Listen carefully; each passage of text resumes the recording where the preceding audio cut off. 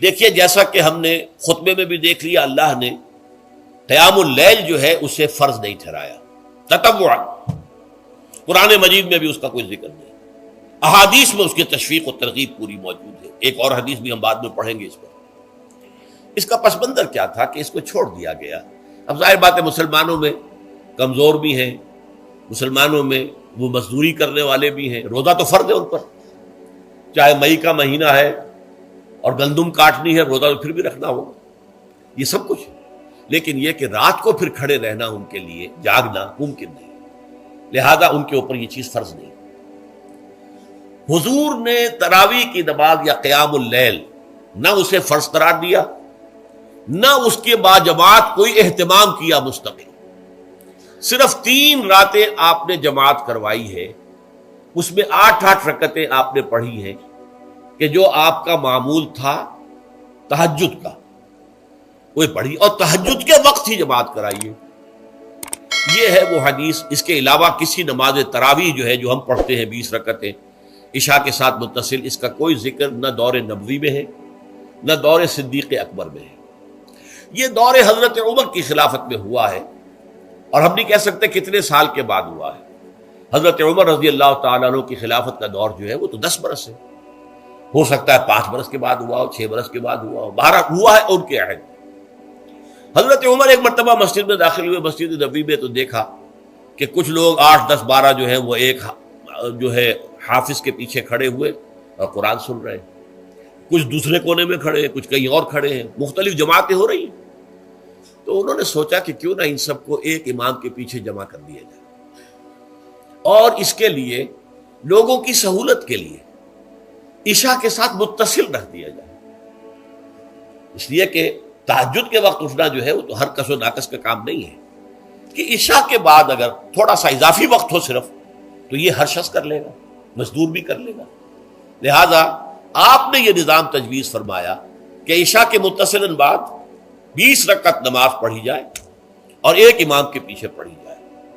یہ گویا کہ اجتہاد ہے حضرت عمر رضی اللہ تعالی عنہ، اس کو آپ نے خود بدعت بھی قرار دیا ہے، لیکن بدعت حسنہ۔ بدعت کس اعتبار سے؟ لغوی اعتبار سے، نئی بات، اس لیے کہ حضور کے زمانے میں نہیں تھی، تو یہ اس طریقے سے ایک نئی بات ہے، لیکن یہ بات چونکہ بہت اچھی ہے، بہت عمدہ ہے۔ آپ جب یہ نظام چل پڑا تو ایک دن مسجد میں آئے، دیکھا کہ بڑی بڑی مسجد ہے، صحابہ کھڑے ہیں اور ایک امام کے پیچھے قرآن سن رہے ہیں۔ آپ نے فرمایا نعم البدعۃ ھذہ، یہ جو ہم نے نئی بات شروع کی ہے یہ بہت اچھی ہے، بہت عمدہ ہے۔ اب یہاں سے فرق واقع ہو گیا ہے۔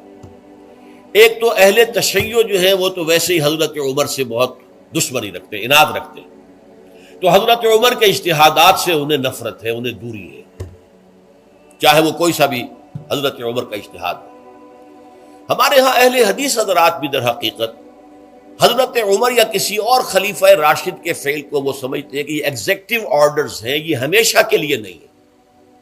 حضرت عمر نے اپنے دور میں ایک نظام قائم کیا، ان کے دور کے لیے ٹھیک تھا، یہ ہمیشہ کے لیے نہیں۔ ہمیشہ کے لیے وہ 8 ہی رکعتوں کے قائل ہیں، وہ تہجد والے، لیکن اس میں بہرحال انہوں نے بھی خود یہ اضافہ کیا ہے کہ وہ 8 رکعتیں وہ عشاء کے ساتھ متصل پڑھتے ہیں، تہجد کے وقت تو نہیں پڑھتے۔ اور حضور نے تو صرف 3 روز جو ہے وہ کرائی تھی جماعت، وہ لوگ 30 دن یا 29 دن پڑھ رہے ہیں، تو اضافہ تو انہوں نے بھی کر دیا، اس نظام میں تبدیلی تو ہو گئی۔ لیکن اہل سنت جو کہلاتے ہیں، ہمارے جو 4 جو ہیں، جو ہمارے مسلک ہیں، حنفی، مالکی، شافعی، حنبلی، ان کا اتفاق ہے اس پر حضرت عمر کا، کیونکہ ان کے سامنے اصول یہ ہے کہ حضور نے فرمایا علیکم بسنتی وسنت الخلفاء الراشدین المہدیین، تم پر لازم ہے کہ میری سنت کو پکڑو مضبوطی کے ساتھ، اور میرے خلفاء راشدین مہدیین جو ہیں ان کی سنت کو پکڑو۔ اس اصول سے یہ 4 فقہیں جو ہیں حضرت عمر کے اجتہادات جو ہیں ان کو بھی پابندی سمجھتے ہیں کہ تمام عمر کے لیے، قیامت تک کے لیے امت مسلمہ پر ان کی پیروی لازم ہے، لہذا اس میں اجماع ہے۔ اور یہاں تک کہ یہ سب سے آخری جو اس میں مسلک پیدا ہوا ہے زمانی اعتبار سے، سب سے پہلے مسلک جو ہے حنفی پیدا ہوا ہے، پھر مالکی پیدا ہوا ہے، پھر شافعی پیدا ہوا ہے، اور پھر حنبلی آخری۔ اور امام احمد ابن حنبل بہت بڑے محدث بھی ہیں، مسند احمد ابن حنبل جو ہے وہ بہت بڑی کتاب ہے، بہت اہم کتاب ہے، جامع کتاب ہے۔ تو ان کے ہاں بھی 20 رکعتیں ہیں. چنانچہ حرمین شریفین میں، سعودی عرب میں، مکے اور مدینہ منورہ میں جو نماز تراویح ہوتی ہے اس کی 20 رکعتیں ہیں.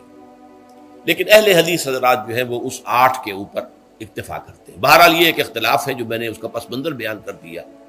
لیکن اس 20 رکعت نماز سے ادا کرنے سے، جو کہ زیادہ سے زیادہ 50 منٹ یا 1 گھنٹہ لگتا ہے، اس سے وہ قیام اللیل کا حق ادا نہیں ہوتا.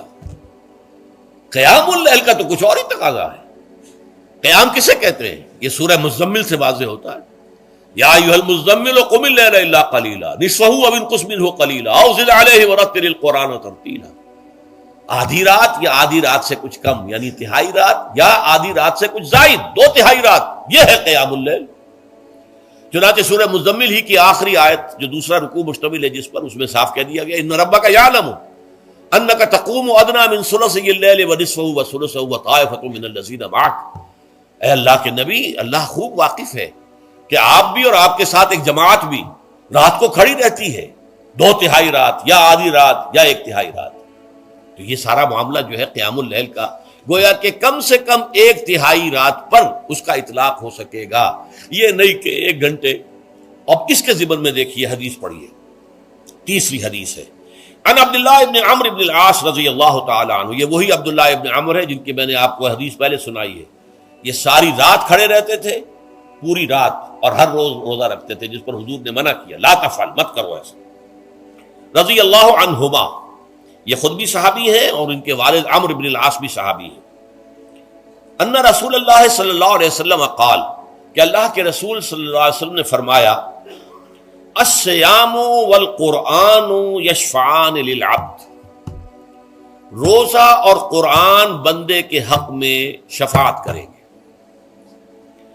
یقول الصیام، روزہ یہ عرض کرے گا اللہ کی جناب میں، اے رب پروردگار، انی منعتہ الطعام والشہوات بالنہار، میں نے تیرے اس بندے کو دن کے دوران کھانے پینے سے اور اپنی شہوت کا تقاضا پورا کرنے سے روکے رکھا، یہ میری وجہ سے روکا رہا، تو میری شفاعت اس کے حق میں قبول فرما. فشفعنی فیہ، میری شفاعت اس کے حق میں قبول فرما. ویقول القرآن، قرآن کیا کہے گا؟ منعتہ النوم باللیل، میں نے اسے رات کے وقت سونے سے، نیند سے روکے رکھا. فشفعنی فیہ، تو اس کے حق میں میری شفاعت قبول فرما. حضور فرماتے ہیں فیشفعان، ان دونوں کی شفاعت قبول کی جائے گی. یہ ہے قیام اللیل.